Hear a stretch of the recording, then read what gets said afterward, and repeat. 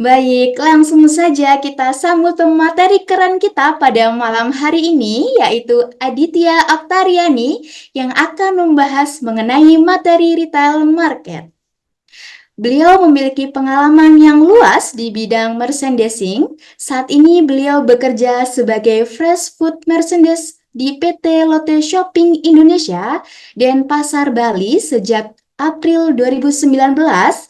Sebelumnya, beliau juga menjabat sebagai Senior Merchandise Manager di Carrefour selama 12 tahun, di mana beliau menangani pembelian dan pengelolaan barang segar di wilayah Bali, NTB, dan NTT. Jalan-jalan ke Banyuwangi, pulang-pulang beli pepaya. Perkenalkan teman-teman jagoan tani, nama saya Aditya. Boleh juga kalau teman-teman lebih nyaman panggil Okta. Karena biasanya kalau Aditya itu memang identiknya dengan Bapak atau Mas. Ya, alhamdulillah seperti yang tadi sudah sedikit disampaikan oleh Mbak Fitri, memang untuk pengalaman saya, alhamdulillah saat ini memang sudah menginjak di tahun ke-18 untuk di retail modern. Jadi kita langsung saja ya teman-teman, untuk di slide pertama, Kak Fitri mohon dibantu. Ya, jadi untuk judul di malam hari ini adalah strategi pemasaran hasil pertanian, perikanan, dan peternakan di retail modern. Jadi teman-teman pastinya sudah banyak ya pengalaman untuk mensuplai pasar. Kemungkinan kebanyakan pasar tradisional. Nah, pasti cita-citanya juga ingin masuk produknya ke retail modern. Nah, pastinya syarat-syarat yang dibutuhkan untuk masuk ke retail modern itu pastinya cukup banyak. Jadi cukup detail. Nah, saya akan mulai beberapa untuk poinnya. Bisa di slide kedua. Ya, oke. Jadi untuk pasar ya, pasar itu kan tadi seperti saya bilang ada pasar tradisional dan pasar modern. Baik, kita akan fokus ke pasar modern ya teman-teman semuanya ya. Nah, kalau di Banyuwangi tuh mungkin dulu ada Hardis ya. Ada Hardis ya kalau nggak salah ya. Atau mungkin sekarang Ramayana, apakah masih ya? Masih ada ya Kak Fitri ya? Kalau retail. Ada. Kalau di sana, Hardis masih ada? Sepertinya sudah nggak ada ya. Mungkin ganti di retail modern lain. Jadi seperti Hardis atau Ramayana, Hypermart, terus juga Transmart. Kalau dulu pernah kita juga kenal Carrefour itu merupakan retail modern. Nah, seperti Lotte juga ya, Lotte Grosir itu juga merupakan retail modern. Nah, kita lanjut ke slide selanjutnya, pasar modern. Nah, pasar modern itu atau grosir ya, yang seperti saat ini saya bekerja di perusahaan Lotte, itu merupakan perusahaan retail. Untuk Lotte Grosir itu yang melayani untuk pembelian dari customer itu dalam jumlah yang besar. Jadi kalau misalnya teman-teman belanja ke retail yang apa namanya kecil ya, maksudnya ada yang middle, ada yang kecil, seperti misalnya yang ada di pinggir-pinggir jalan itu kan kecil, saya tidak sebut merek. Nah, itu berarti otomatis mereka tidak melayani pembelian grosir. Nah, kalau di sini itu pembeliannya kita melayani pembelian partai kecil, kita juga melayani pembelian partai besar, yaitu adalah grosir. Sehingga di sini customer kita itu tipenya lebih luas. Ada trader, retailer, terus horeca, service, dan juga termasuk end user. Nah, itu. Lalu selanjutnya, nah, teman-teman pasti produknya banyak ya, ada yang punya sayuran, ada yang punya mungkin telur gitu. Nah, ini pembagiannya. Jadi teman-teman bisa lihat di sini bahwa kalau mengajukan ke retail modern itu pasti akan ditanya produknya apa. Oh, ikan Kak. Oke, ikan. Ikannya ikan apa? Ikan laut, ikan tawar, ikan asin gitu. Jadi spesifikasi produknya itu pasti ditanyakan di awal. Sebelum nanti menanyakan yang lain-lain. Nah, setelah itu pasti teman-teman akan diminta untuk memberikan price list atau daftar harga. Nah, itu penting banget teman-teman siapkan pada saat akan mengajukan ke bagian pembelian kalau ke retail. Jadi disiapin list harganya. Itu akan lebih mempercepat proses ibaratnya itu untuk di awal tuh kita sudah langsung seperti buat proposal gitu. Kadang-kadang kan ada yang mengajukan tetapi tidak membawa daftar harga, tidak hanya saya memberikan sampel. Nah, kalau hanya memberikan sampel produk saja, otomatis ya kalau misalnya bagian pembeliannya ingat sama produk yang dibawa teman-teman gitu. Kalau misalnya pada saat menerima barangnya itu sedang sibuk gitu, jadinya sampelnya diterima tapi akhirnya proposal atau misalnya daftar harga dan istilahnya itu harga-harga juga nomor telepon itu dari teman-teman tuh tidak ada, jadi tidak bisa nanti mengkontak bila mana sewaktu-waktu membutuhkan produk dari kakak semua.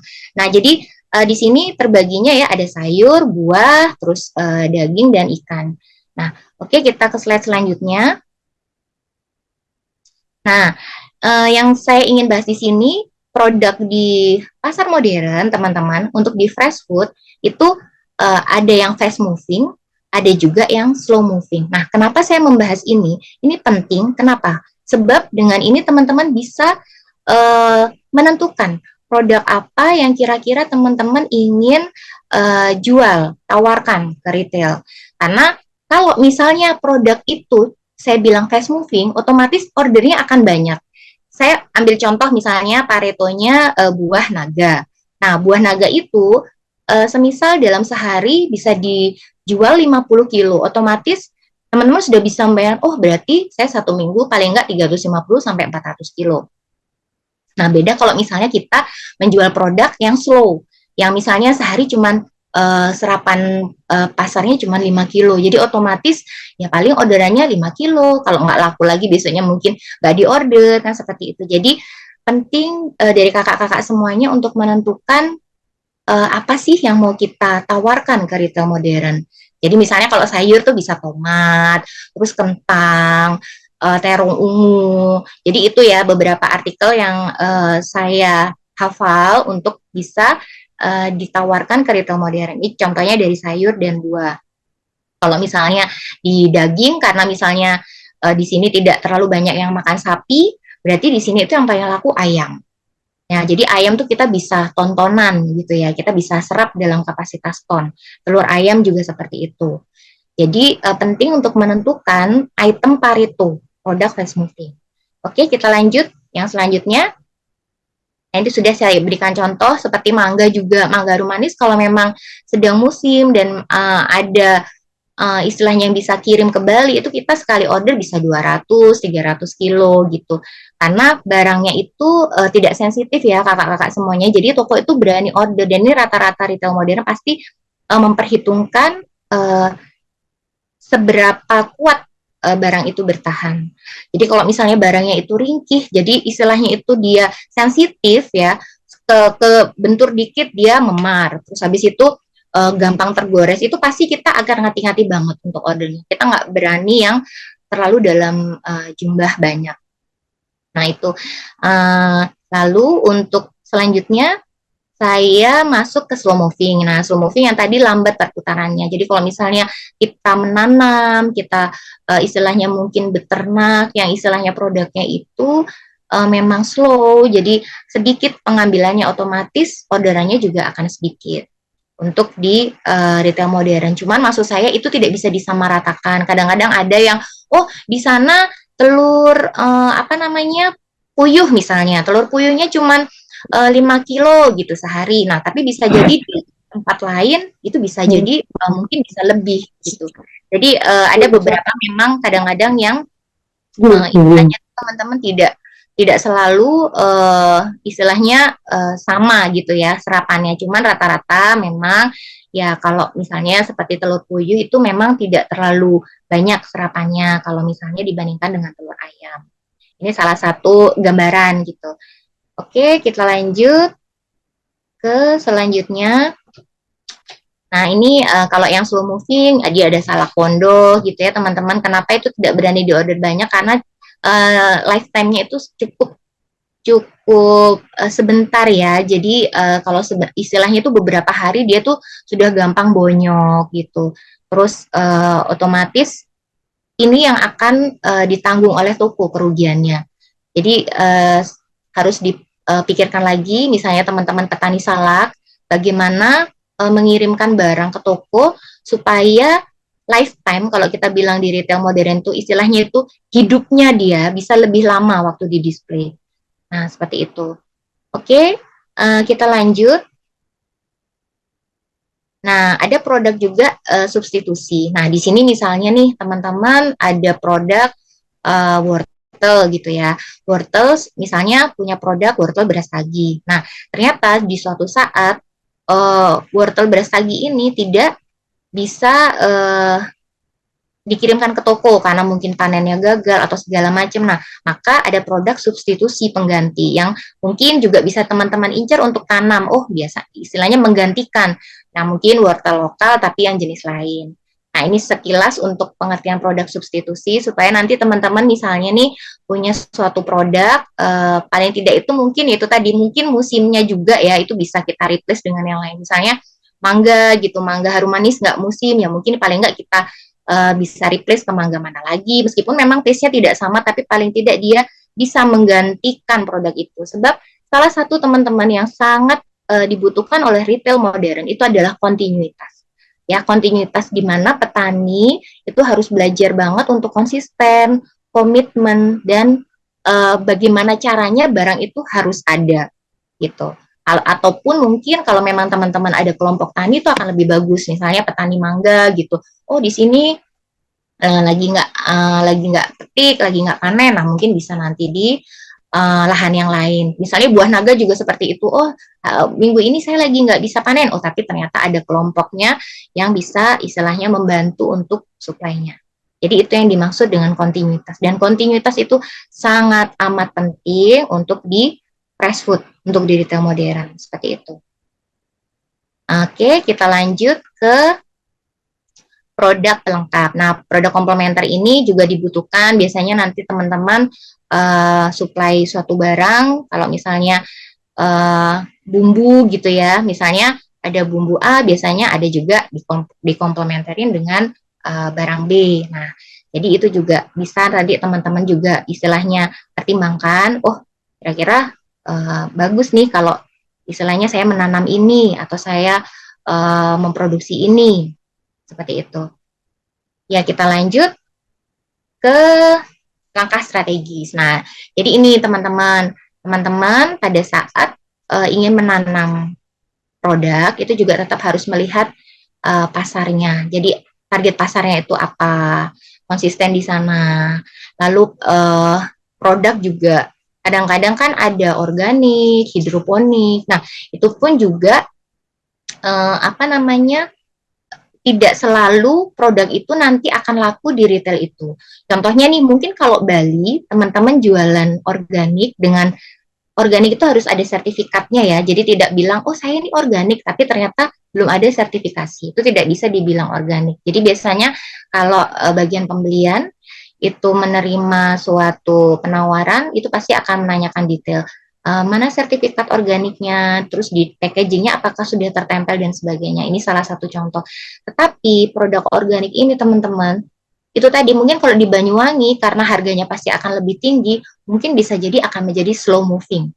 Tapi kalau di Bali karena kita banyak turis juga, kita banyak ekspatriat, yaitu bule-bule yang tinggal di Bali, nah itu bisa jadi produknya akan lebih laku daripada mungkin di Banyuwangi atau mungkin di kota lain seperti itu. Hidroponik pun seperti itu ya. Kalau di sini hidroponik itu biasanya udah ada beberapa pertanian besar di sini dan mereka memang benar-benar profesional menjaga untuk produk hidroponiknya ini selalu kontinuitas. Nah, lalu selain penelitian pasar juga teman-teman harus ada kaji pesaing. Nah, itu deh kalau misalnya kita punya produk nih nggak ada saingannya. Contoh kalau saya bilang saya sebut lagi ya kayak wortel beras tagi. Itu ya udah wortel beras tagi itu untuk wortel lokal yang menguasai pasar Indonesia saat ini. Menggantikan wortel import. Karena kalau dulu ada wortel import, habis itu wortel import dari China beberapa tahun ini sudah istilahnya tidak diperbolehkan masuk ke Indonesia.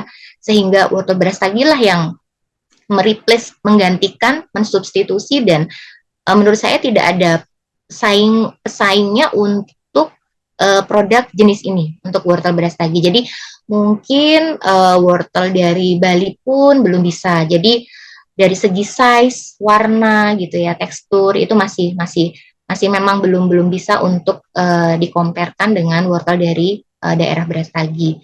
Mudah-mudahan nanti Banyuwangi bisa. Cuman memang ya secara struktur kadang ya seperti itu tanah dan sebagainya pasti itu akan sangat mempengaruhi.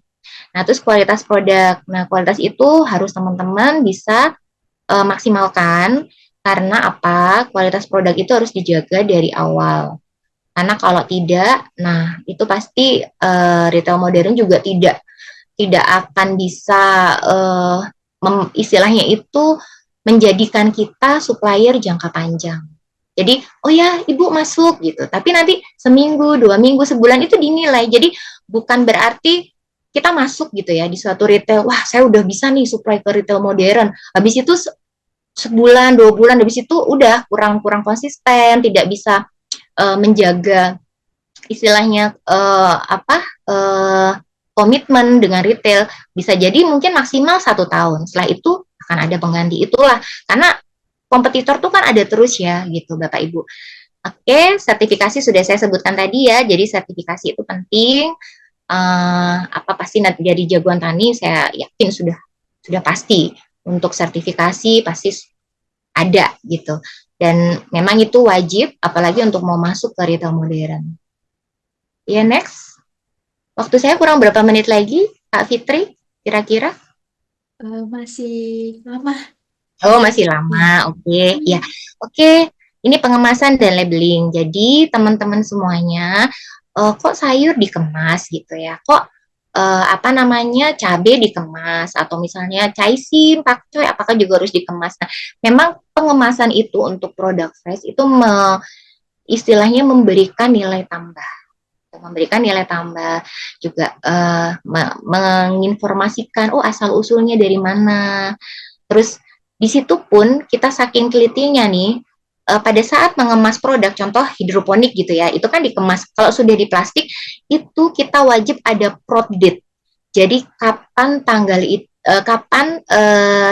kapan produk itu di packing. Setelah itu lifetime-nya, kekuatannya dia ini misalnya 3 hari gitu, atau 4 hari dia akan layu, nggak sampai benar-benar jelek ya, jadi agak layu aja, itu sudah kita tarik dari display. Jadi dari situ nanti teman-teman staff itu akan tahu, oh produknya ini udah 2 hari nih, oh berarti besok udah harus ditarik. Jadi seperti itu. Bisa dilihat dari tanggal atau juga kadang-kadang dari ini ya, fisiknya. Tapi biasanya kalau udah ada tanggal prodate itu akan lebih membantu seperti itu. Terus juga dengan merek, misalnya mereknya gitu, Sariwangi atau buah segar gitu. Jadi dengan adanya desain stiker itu akan lebih bagus ya teman-teman, akan lebih istilahnya menambah value di situ. Kadang ada tomat beef gitu, dikasih stiker aja. Awalnya nggak dikasih stiker, terus kasih stiker tuh jadi lebih cantik gitu. Seperti itu untuk di retail modern. Nah, terus untuk penetapan harga, pastikan kakak-kakak semuanya harga itu akan fluktuatif ya, terutama untuk fresh. Nah, itu pun juga harus istilahnya ditentukan dengan maksimal, juga pastinya juga akan bergantung dengan harga pasar saat itu. Jadi kalau untuk di fresh food itu karena fluktuatif, memang koordinasi, komunikasi ke bagian pembelian itu harus benar-benar istilahnya itu terikat gitu. Nggak bisa kita hari Senin misalnya nih ya, kalau saya biasanya hari Senin tolong ya berikan press list harga mingguan gitu. Sayur itu kan biasanya sangat fluktuatif sama buah. Oke, sudah diberikan. Nah, tiba-tiba hari Rabu misalnya contohnya, yang namanya cabai itu dari 100.000 turun jebret gitu di pasar 20.000. Nah, itu salah satu contoh aja item itu. Itu kakak-kakak udah harus cepat komunikasi ke bagian pembelian, Kak, cabainya turun. Jadi jangan nanti cabainya kan udah 1 minggu, ya udah harganya itu aja. Karena kalau sampai karena bagian pembelian tuh nggak cuma menerima harga hari Senin. Seperti saya itu pasti Selasa saya akan ke pasar, nanti saya ke kompetitor. Nah, seperti itu.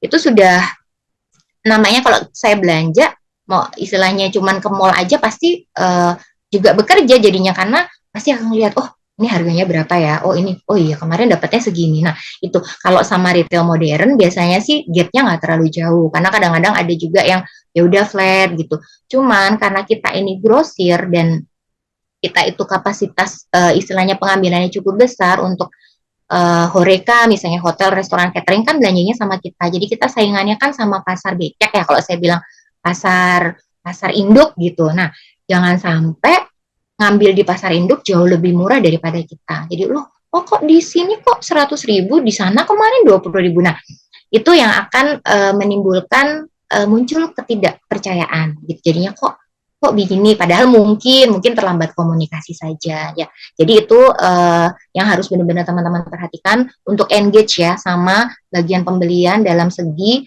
penetapan harga. Itu nah kalau memang harga jangka panjang tuh kadang-kadang kayak ayam tuh nggak sefluktuatif sayur gitu atau mungkin telur itu tidak fluktuatif gitu. Begitupun juga saya akan memberikan kebijaksanaan misalnya ada harga yang dari murah terus tiba-tiba naik drastis itu pun juga pasti akan saya bantu. Jadi tidak dikunci gitu ya karena memang fleksibel sih untuk harga itu kita bisa rubah harian gitu. Untuk beberapa artikel yang item kalau saya bilang itu yang memang harganya naik turun. Oke Kak, lanjut. Itu tadi udah. Nah, sekarang pemasaran dan promosi. Jadi itu tadi bisa nanti mungkin di situ teman-teman memberikan keunikan gitu ya atau misalnya keunggulan itu bisa nanti di produknya meskipun misalnya produknya cuma filet ikan gitu mungkin ada yang punya produk filet ikan terus dibekukan. Nah kadang kan ada tuh tampilannya yang polos cuma pakai stiker gitu di atasnya, ternyata kalau saya pernah compare nih gitu lebih ada yang lebih menarik lagi, dia benar-benar dikasih judul yang bagus jadi barangnya itu kelihatan terus habis itu istilahnya desainnya itu menarik jadi yang tadinya ngelirik ke polos langsung oh ini kok eye catching ya gitu, jadi langsung di situ juga meskipun produk fresh tidak menutup kemungkinan kita pun juga harus memberikan desain yang bagus, tapi ya begitu memang rata-rata produknya harus terlihat kalau fresh. Kalau misalnya produk snack gitu kan memang rata-rata dia tertutup ya gitu, tapi kalau produk fresh misalnya kayak filet patin terus juga misalnya ayam beku itu pun ayam beku juga biasanya di stiker gitu ya tapi terlihat produknya, dan jangan lupa di situ harus ada keterangan produksinya kapan, dipotong kapan nih misalnya teman-teman punya rumah potong ayam ya, habis itu expirednya dia kapan, itu semuanya harus jelas. Terus NKV, nah contohnya seperti itu, telur juga seperti itu harus sudah ada NKV. Oke, terus untuk sampling demonstrasi juga itu kakak-kakak juga boleh banget. Biasanya saya kalau ada supplier baru, petani gitu misalnya lagi panen jambu gitu, jambu kristal. Oke, kita berikan apa namanya kebebasan untuk memberikan sampling ke customer. Itu boleh misalnya memberikan ide sendiri. Jadi dengan adanya sampling produk buah itu customer akan tahu, oh manis ya, oh crunchy ya, oh ini beda ya sama jambu lain. Atau misalnya itu jambu atau misalnya ada jeruk gitu ya, jeruk peras. Nah, kadang-kadang tuh ada yang sampai support, Kak ini saya bawain ya alat peras gitu. Jadi beli jeruk gratis peras gitu. Jadi udah otomatis customer tuh nggak repot. Oke, saya beli sekilo langsung ya gratis peras gitu. Habis kita transaksikan ada gitu. Jadi itu icip-icip juga ada. Misalnya produknya ayam tuh nanti bisa langsung ditesterkan. Nah itu seperti itu pun juga menjadi istilahnya itu poin lebih. Jadinya bagian pembelian tuh gini, oh memang memaksimalkan ya untuk produknya supaya laku. Karena sebenarnya promosi itu sendiri meskipun nih kita mengeluarkan misalnya teman-teman kan mengeluarkan budget sendiri nih. Misalnya ngasih spare lebih untuk misalnya ayamnya atau jambunya, tapi kan itu nanti kalau laku besoknya akan diorder lebih lagi gitu. Bisa jadi yang awalnya cuma 50 kilo, oh besok karena laku, oke weekend kita order 100 kilo. Jadi inisiatif seperti itu sangat bagus, mungkin bisa nanti diterapkan kalau kakak-kakak ada kesempatan masuk ke retail modern. Nah itu terus riset retailer juga gitu, kakak-kakak bisa pilih mau suplainya kemana sesuai dengan produknya pastinya. Seperti itu. Jadi kalau memang pasarnya organik ya lebih fokus ke toko-toko yang menjual bahan organik. Kayak di Bali itu banyak banget. Nah itu akan lebih lebih istilahnya itu lebih maksimal. Nah, proposal sudah ya tadi, terus habis itu menjalin hubungan baik pastinya dengan bagian pembelian. Jadi menjalin hubungan baik itu dalam arti itu tadi komunikasi supaya apa namanya ide-ide dari kakak-kakak itu juga bisa nantinya didiskusikan sama bagian pembelian. Kalaupun misalnya bagian pembeliannya sibuk nih nggak bisa ketemu, bisa kok by WA mungkin diskusinya atau by phone gitu. Jadi intinya adalah komunikasi dan support gitu. Support bahwa misalnya kadang ada juga contoh, Kak saya udah ngorder nih buah naga tapi ternyata kok tokonya sepi ya. Mungkin ya ada case gitu misalnya tiba-tiba jalan ditutup terus apa namanya di situ jadinya customer nggak bisa masuk toko misalnya. Nah, oh ya Kak, kita bantu Kak. Mungkin gimana kalau misalnya kita pinjemin apa namanya alat jus, jadinya beli ini bisa free jus, bikin jus atau misalnya mungkin kakak-kakak bisa bantu Kak, kita bantu deh support buat sampling. Ini berapa kilo supaya nanti yang sudah dikirimkan itu bisa laku semua. Jadi supaya meminimalisasi resiko di tokonya. Karena kan kita menjalin hubungan panjang nih teman-teman gitu. Jadinya kita disupport gitu. Jadinya otomatis kita lihat bahwa oh iya ya gitu. Jadi istilahnya itu dalam kondisi sepi atau ramenya dari kakak-kakak supplier itu membantu mensupport gitu. Oke, next. Distribusi dan logistik. Nah, ini penting banget ya rantai pasokannya. Jadi kakak-kakak harus memperhatikan bagaimana aspek pengiriman, penyimpanan dan ketepatan waktu. Rata-rata sih ya kalau ke Bali itu pasti ada minimal order, saya yakin. Ada minimal quantity. Kak, saya itu bisanya ngirim kalau 100 kilo. Saya tuh bisanya ngirim 200 kilo. Nah, itu kadang apalagi kalau kakak-kakak pasarnya cuma satu, misalnya cuma toko A aja, pasti toko A itu mau nggak mau dipaksa harus order segitu supaya misalnya ongkirnya hemat gitu. Nah, apa namanya belum tentu tokonya itu mampu menjual segitu. Jadi itu harus menjadi pertimbangan. Mungkin bisa beralih ke ekspedisi lain yang bisa ya mau berapa aja bisa dikirim karena kadang-kadang tuh retail modern tuh kan awal misalnya awal order tuh juga masih trial tuh seperti itu. Terus skala produksi juga harus diperhitungkan. Kalau sudah berani masuk ke retail modern harus memperhitungkan skala produksinya. Jadi contohnya nih Kak ini panen gitu 1 ton, oke, udah deh kita udah semangat kan gitu ya untuk order, untuk menjual promo. Terus tiba-tiba perjanjian istilahnya itu mungkin dari teman-teman memperkirakan oh nanti ini sampai 2 bulan lagi nih masih gitu. Ya udah kan bagian pembeliannya semangat nih. Nah ternyata baru aja berapa minggu, udah nggak bisa, udah barangnya udah nggak ada. Nah itu akan mengecewakan. Jadi harus ini sih benar-benar diperhitungkan di awal itu supaya istilahnya itu tidak mengecewakan pihak pembeli, pihak tokonya. Gitu. Terus umpan balik dan penyesuaian juga misalnya, Kak gimana barang saya tadi udah masuk. Jadi itu mungkin tidak awal-awal aja ya Kak ya. Jadi lebih sering komunikasi, Kak ada kekurangan nggak? Kak maaf ya ini saya lagi musimnya lagi nggak ini nih lagi istilahnya cuacanya kurang mendukung produk saya misalnya biasanya tomatnya gedenya sekian ini agak agak mengecil gitu nggak apa-apa ya Kak jadi untuk buah gitu contohnya kan ada musim juga itu biasanya kita pun juga standar spesifikasinya itu bisa berubah kalau misalnya musimnya itu memang istilahnya memang kalau dibilang kayak alpukat gitu ya alpukat lagi nggak musim nah berarti otomatis kita yang dulu istilahnya itu standarnya tuh tinggi, itu pasti kita akan turunkan. Daripada nggak ada alpukat, misalnya yang biasanya harus mulus, harus besarnya sekian, nah karena memang dimanapun di Indonesia lagi nggak musim, ya udah kita biasanya akan ada sedikit toleransi di situ. Jadi yang penting adalah satu lagi komunikasi. Jadi itu penyesuaian juga. Kalau misalnya kakak-kakak di info, Kak ini kok kepanjangan ya daun bawangnya, ini harusnya digunting atasnya, ini harusnya begini ngikatnya. Kadang-kadang tuh beda-beda. Retail modern tuh nggak sama. Jadi kalau kakak-kakak sudah masuk ke retail modern A gitu, belum tentu nanti ke B itu sama.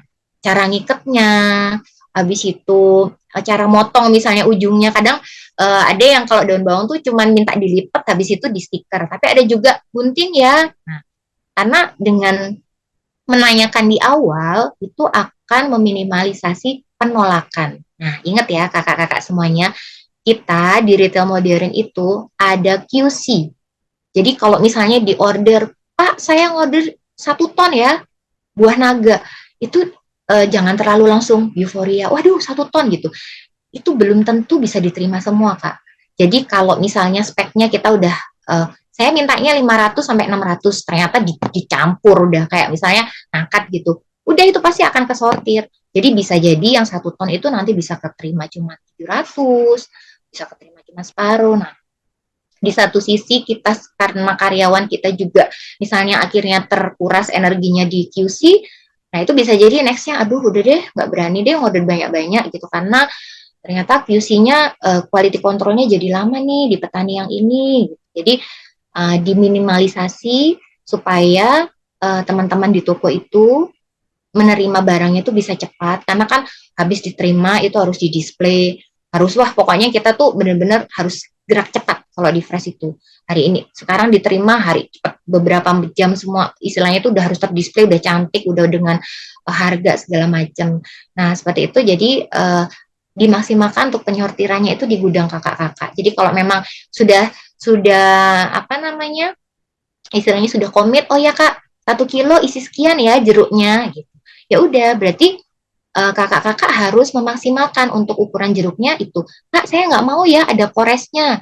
Udah ngasih produk gitu. Pokoknya gini ya harus mulus gitu. Nah kalau udah bisa pastikan mending di awal. Tapi kalau memang misalnya nggak pasti, aduh kak kayak ini, nah mending itu diinfokan di awal supaya tidak terjadi miskomunikasi. Jadi nanti kasihan kan gitu, udah ngirim jauh, habis itu balik, nah itu malah akan menimbulkan kerugian. Tuh, terus next. Nah ini ya tadi kakak-kakak semuanya saya juga sudah bahas jadi merek, jadi manfaat dari produk itu kemasannya, rasa, expired date, ukuran jenis. Nah rasa saya bilang makanya kemarin sempat kan saya bahas Brix-nya berapa karena memang kalau di toko kami itu biasanya dicek Brix. Jadi ada standar Brix misalnya melon. Oh melon itu minimal Brix-nya sekian ya, 12 13. Pas lagi kita ngecek ternyata di bawah itu ya otomatis kita maaf nggak bisa terima. Kenapa? Karena itu sudah standar gitu. Jadi intinya apa namanya kita harus memberikan yang terbaik untuk customer. Jadi kita sudah mensortir dulu barang, jangan sampai nanti beli melon gitu ya ternyata anyep gitu. Kalau orang Jawa bilang ya nggak ada rasa gitu, seger aja jadi nggak manis. Terus istilahnya itu customer tuh jadi kecewa, itu yang kita hindari. Jadi biasanya anggur, meskipun anggur impor, udah dibilang ini manis kak, manis, tetap kita cek biasanya. Nggak semuanya sih dicek, paling oke kita tes ya, tetap gitu. Kadang nerima anggur juga. Biasanya teman-teman tuh kalau quality controlnya detail ya, itu misalnya meskipun 10 gitu, pasti akan di random 10 keranjang anggur tuh akan di random, anggur import. Kita cek, oh ini dia masih hijau nih tangkainya. Oh, diangkat lah, dia kok udah rontok. Atasnya aja bagus. Pas kita angkat, bawahnya tuh bisa bonyok. Jadi yang sudah apa namanya udah bener-bener lama di quality controlnya fresh itu pasti akan detail banget. Tapi bukan berarti semua akan dibongkar, enggak. Udah pasti akan feeling nih, oh mbak ini udah nggak bisa diterima gitu. Jadinya kalau saya udah quality controlnya bilang gitu ya sudah berarti saya udah nggak bisa. Cuman kadang saya cek gitu, oh ini masih kok, ini istilahnya barangnya emang lagi end season gitu, anggurnya, anggur RRC lagi end season, udah nggak apa-apa, terima aja ya gitu. Mungkin untuk reguler, nah, seperti itu ya untuk yang diperhatikan suatu produk. Oke, next. Kayaknya kurang sedikit ya.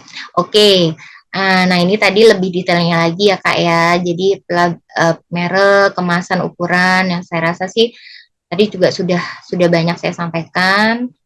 Uh, seperti manfaat itu kalau misalnya produknya rendah kolesterol gitu. apa namanya istilahnya mungkin kayak madu gitu. Oh madu tuh kan madu tuh ada berbagai macam. Nah itu bisa diberikan. Oh ini manfaatnya madu anak, fokusnya ke sini. Oh madu pahit mungkin akan lebih ke sana gitu. Jadi informasi seperti itu bagus kalau misalnya kakak-kakak istilahnya akan tambahkan di sana. Biasanya bisa jadi brosur gitu.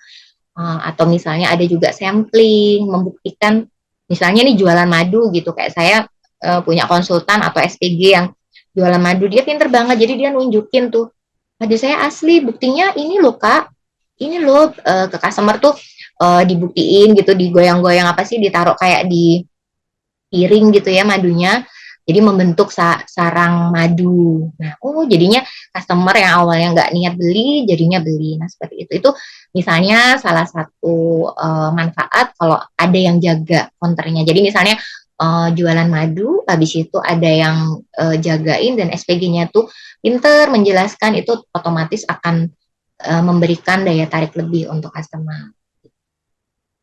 Itu terus untuk next-nya saya langsung aja untuk ini ya case di lapangan. Jadi eh, beberapa ini sih banyak banget mungkin case-nya. Jadi karena saya itu pernah juga handle toko, mungkin sekilas saya cerita, saya handle toko yang apa-apa itu harus dikirim pakai kapal laut. Jadi saya tuh pernah opening toko, buka toko nih, toko saking pokoknya udah istilahnya itu karena pengaruhnya itu adalah ke cuaca jadi saya sudah istilahnya ya banyak berserah kepada Tuhan karena kapal laut itu kan kalau misalnya ombaknya lagi tinggi kalau ke Kupang ini kan waktu itu saya opening Kupang itu udah istilahnya kita ya udah pasrah jadi supplier pun mau diomelin ke apa ya karena dia bergantung sama ekspedisi kapal otomatis ya akan deg-degan gitu padahal saya misalnya nih masukin buahnya nggak bisa terlalu jauh dari tanggal opening. Jadi bisa-bisa hamin satu opening baru datang atau pas hari hanya baru datang. Nah itu yang istilahnya itu yang memang harus diperhitungkan di situ.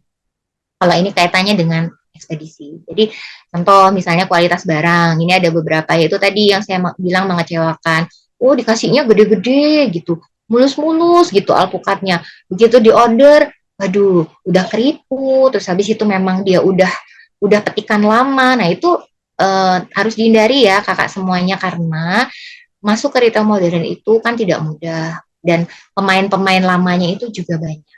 Jadi kita harus lebih bisa inovatif, habis itu kita harus bisa lebih memaksimalkan untuk daya saing kita tentunya dengan menjaga itu tadi kepercayaan.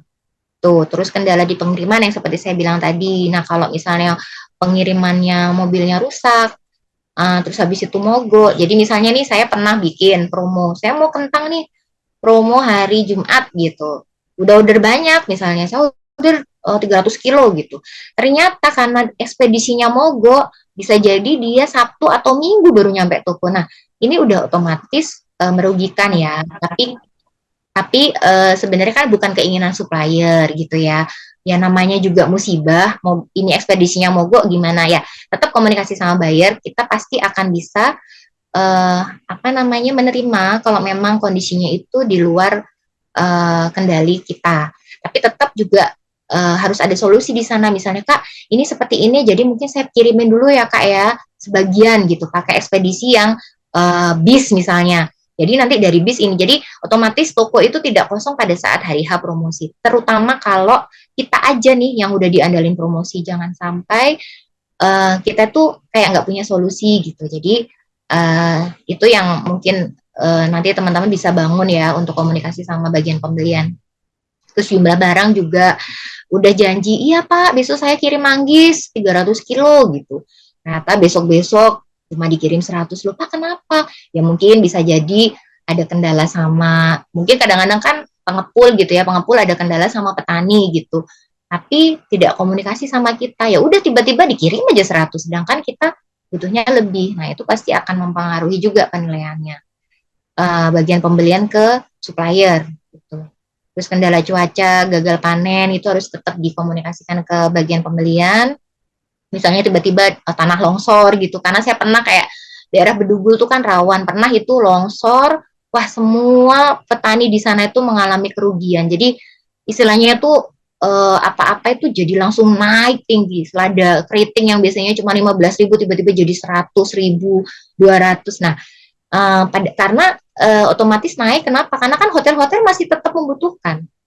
Jadi otomatis mungkin barang-barang dari luar Bali yang akhirnya mengisi, gitu, mengisi pada saat ada bencana itu. Jadi intinya tetap komunikasi. Nah, terus harga teman-teman, kadang-kadang kita udah sepakat, Pak harganya 10.000 ya, kita kunci ya sampai hari Minggu karena saya promo loh Pak ini gitu. Ya udah Ibu order berapa? Saya order 1 ton gitu. Oke 1 ton 10.000. Ternyata ya mungkin ada perubahan harga yang fluktuatif, tiba-tiba nggak mau ngirim dengan harga 10.000. Bu nggak bisa. Nah sedangkan kami ini begini, kalau bagian pembelian udah set 10.000, paling itu dibikin promo karena ordernya sampai 1 ton gitu ya, dibikin promo jual 10.900 atau 10.500. Kenapa? Karena saat ini saya tidak mencari untung yang besar. Ada saat-saat bagian pembelian atau toko tidak mencari keuntungan yang besar. Jadi ya udah di order. Yang penting apa? Menarik customer untuk datang. Jadi itu hanya traffic generator. Traffic generator tuh gimana caranya customer yang misalnya lihat di luar itu manggis 15.000 datang ke toko kita, oh di situ loh 10.900. Awalnya cuma beli manggis, tapi nanti bisa beli macam-macam, bisa beli sayur, bisa beli telur, ayam dan lain-lain. Nah, itu yang apa namanya mengenai itu tadi ya untuk harga. Jadi jangan sampai teman-teman tidak komit dengan harga. Meskipun mungkin pada akhirnya, aduh kok saya norok ya, kok saya rugi. Nah, coba nanti dipikirkan cara mengatasinya, diomongin sama buyer Bu, apa bisa nanti yang kedepannya itu harga saya mungkin sedikit di up gitu, supaya istilahnya tuh nggak rugi-rugi banget. Karena mungkin pada minggu itu memang harganya misalnya tiba-tiba di luar prediksi. Pokoknya harus ada komunikasi, jangan sampai tidak komit. Nah, terus supplier tidak memahami standar spesifikasi produk. Yaitu tadi kita sudah kasih tahu, Pak, besok kirimnya begini ya, gitu. Jangan seperti ini. Nah, ternyata ngirim ikan gitu, dikirimlah ikan yang matanya udah nggak seger, terus apa namanya, badannya udah nggak bagus. Pokoknya intinya nggak maksimal aja. Udah, jadinya itu mengakibatkan apa, kakak-kakak semuanya? Akhirnya kita tolak produknya, kita nggak jualan. Nah, ini merugikan kan gitu. Jadi akhirnya kecewa di situ. Aduh kok gitu ya, kita kan maunya order yang seger gitu. Kita maunya order seger, kita display, terjual. Kalau misalnya kita sudah order ke satu nelayan gitu, ternyata dari 10 barang, misalnya cuma 2 yang segar. Berarti otomatis meja display kita ya sudah hanya terdisplay 2 macam artikel saja gitu. Itu yang harus dihindari supaya tidak terjadi seperti itu. Nah, suhu juga harus diperhatikan karena saya pernah ya teman-teman, saya order ayam 2 ton, nyampe di loading semua leleh.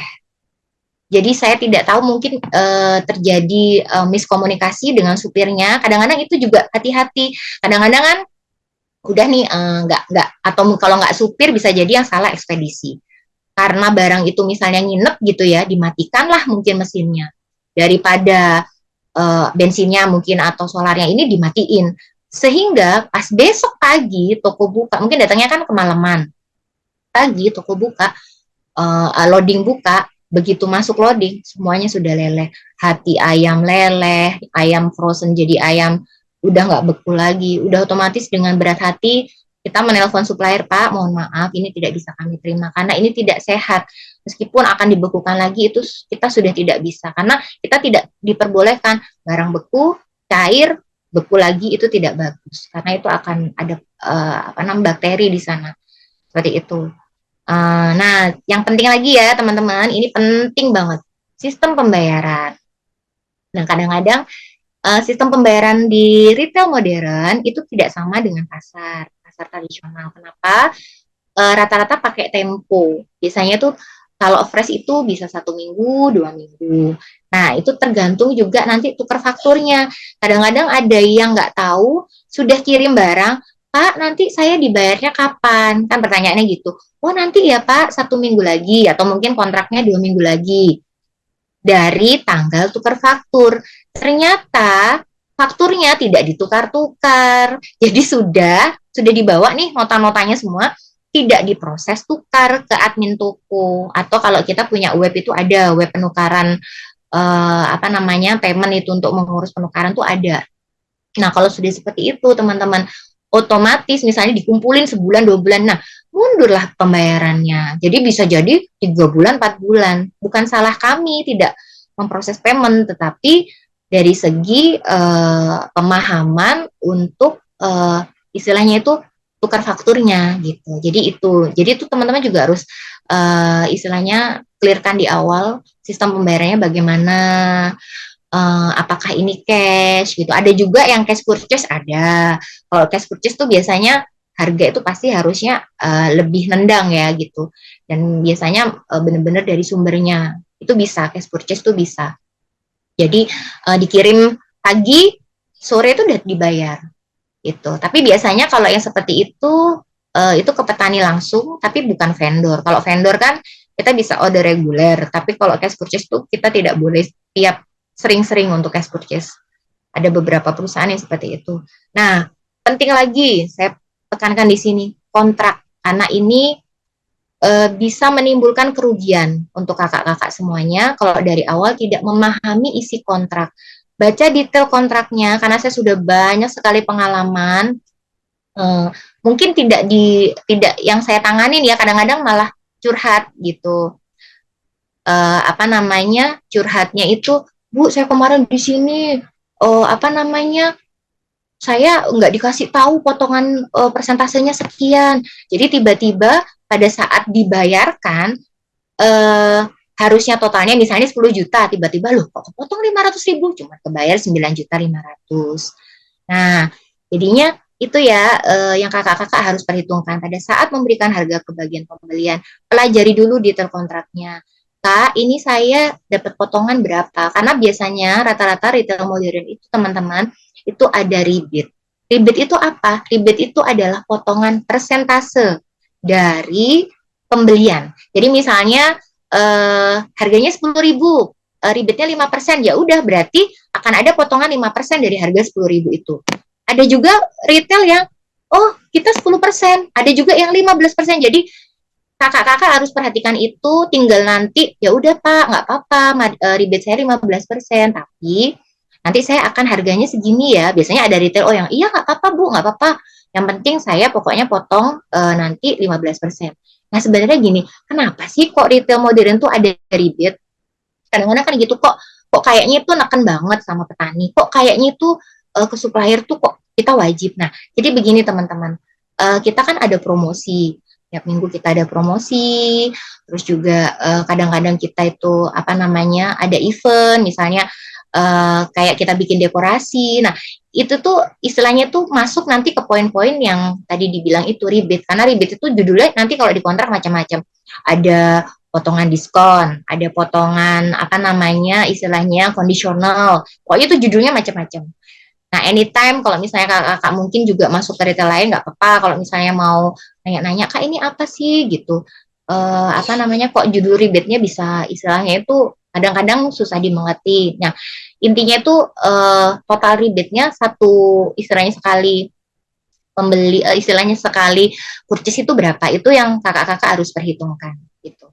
Kadang rebate, nah satu lagi rebate itu ada rebate reguler, ada rebate kondisional. Nah, banyak yang kena di rebate kondisional. Rebate kondisional itu apa? Conditional rebate itu adalah kadang-kadang begini, dalam 1 tahun itu ada misalnya target 100 juta gitu. Nah, ternyata nanti ada kelebihan, kakak-kakak mensuplai misalnya 110 juta. Nah, biasanya itu nanti ada perhitungan tersendiri bahwa selisihnya itulah nanti akan terkena conditional rebate. Itu masih ya intinya tuh sekilas saja tentang conditional rebate, tapi yang pasti pesan saya adalah masuk ke retail modern harus cek untuk di detail kontraknya. Nah, terus beberapa retail modern juga tidak menerima supplier single product. Maksud saya begini, Pak saya punya pepaya aja gitu.